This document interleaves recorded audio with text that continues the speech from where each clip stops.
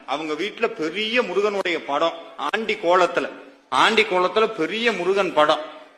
அதை வாங்கும் போதே அவங்க சொன்னாங்களாம், கூட இருந்தவங்க எல்லாம், ஆண்டி முருகனை வாங்காதரா, ஆண்டி முருகனை வாங்காதா, ஆண்டியா போயிருவே அப்படின்னா.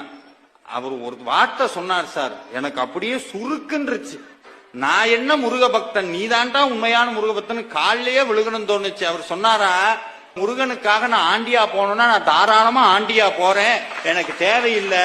அதுல ஒரு விஷயம் சொன்னாரு சார், இவங்க எல்லாம் ராஜலங்காரம் சொல்றாங்க, ஆனா அது என்னமோ எனக்குள்ள குறுத்துதுங்க அப்படியே உள்ளுக்குள்ள. அந்த ராஜலங்காரம் பண்றதுல கூட என்னுடைய சுயநலம் தான் உள்ள ஒளிஞ்சிருக்கு. அவருக்கு நான் அலங்காரம் பண்ணி பார்க்கணுங்கிறது ஆசை இல்லை, அவருக்கு அலங்காரம் பண்ணி பார்க்கணும்னு ஆசை இல்ல. அவரை பார்த்தா நான் ராஜா ஆகணும், அதனால அவருக்கு ராஜலங்காரம் பண்ணி பாக்குறேன். இந்த சுயநலத்தோடையா சார் முருகன்ட்ட போய் நிக்கிறது? அப்படி வேண்டவே வேண்டான்னு அவர் சொன்னாருங்க. எப்ப இந்த ஆண்டி முருகன் எங்க வீட்டுக்குள்ள வந்தாரோ சார், நான் வாங்கிட்டு வரும்போது வாடகை வீடு, இப்ப சொந்த வீட்டுல உட்கார வச்சா